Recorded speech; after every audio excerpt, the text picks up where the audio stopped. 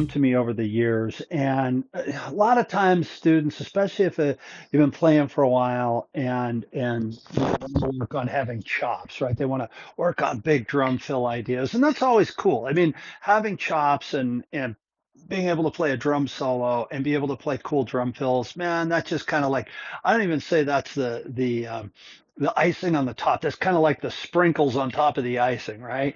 But it's necessary, but it's not the most important part of our playing, right? The most important part of being a drummer in a band and being in a working band is to serve the song.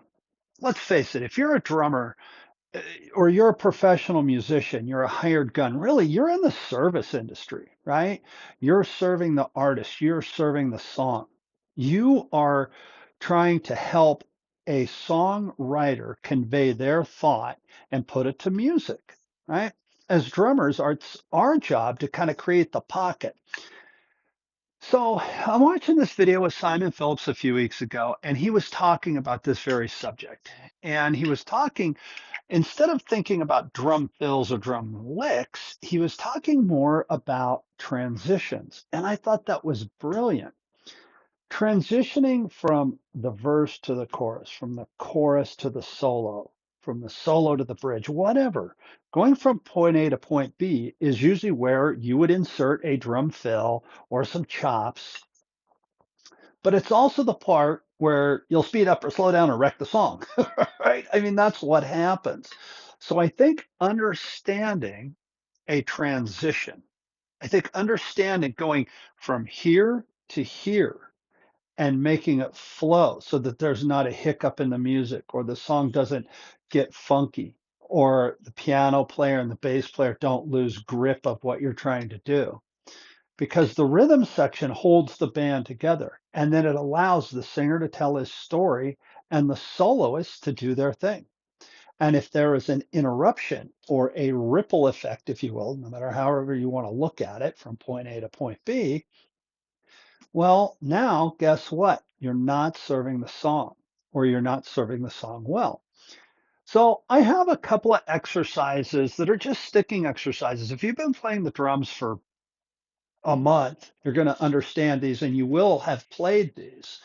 But I think if we break it down and we kind of think about it and look at it in a musical context, in a context of okay, how can this serve the song rather than just how do I play faster and better? I think you'll get more out of it. So the two things I'm going to play right here are just paradiddles and doubles. So if you're new to drumming, a paradiddle, the sticking is right, left, right, right, left, right, left, left. And doubles will be right, right, left, left, right, right, left, left. That's in a right hand lead scenario. I am going to be thinking 16th notes, so one E and a two E and a three E and a four E and a, no matter what I'm playing. And I'm going to be playing with a metronome. I got this old antique metronome. I love antiques and old school stuff and old Americana stuff. And this is a oldie but a goodie. I've had it for years. So what I do when I'm practicing these things is first of all, I'm kind of internalizing that click. I don't even know what the click is at. Let's see, 92 beats a minute. Okay. I'm internalizing it. I'm feeling it. We feel music here. We think here. I'm feeling the music here. Fall on my left foot. So paradiddles and doubles.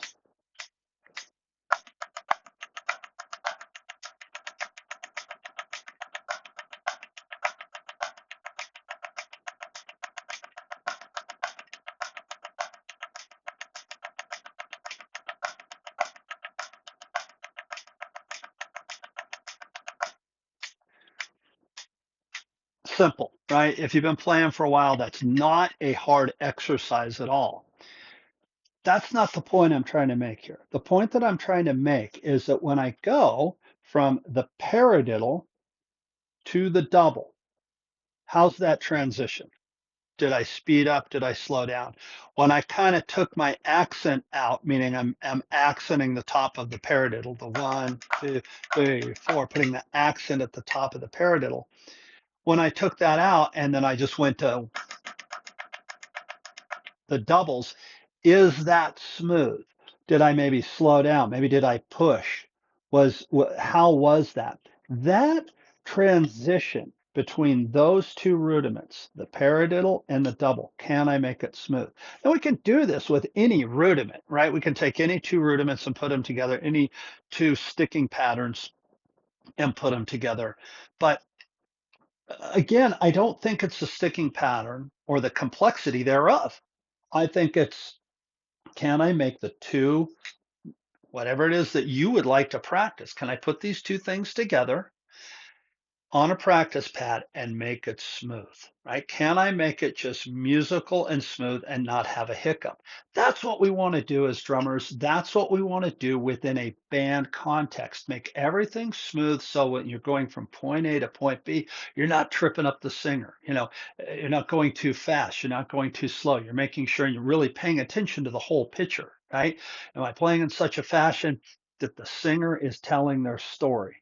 Is the guitar player, when it comes to his solo, or the piano player, or maybe a horn player, whoever's soloing, are they spitting notes out and they can't keep up with me because I'm playing too fast, right?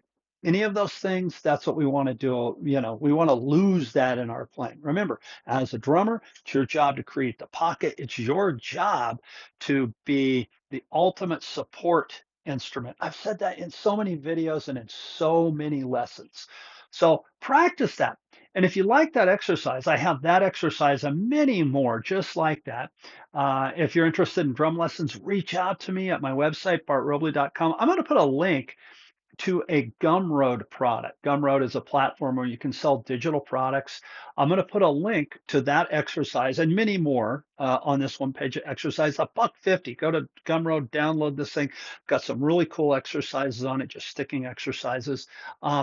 And then track your practice. I have back here strategically placed in my video my drummer's weekly practice journal, right? Not only is this a great tool that I tell all my students to get, but I use it, right? I fill this thing out all the time. It's a great tool. So yes, this video is to plug those two products, but it's also to point out the importance thereof of understanding how to make transitions work, how to serve the song, how to make sure that the person that is telling the story, the singer, the soloist, whoever, that you're holding the pocket together for them and that you're doing your job so that they can do their job and tell the story. Thanks a lot for watching, and I'll see you in the next video.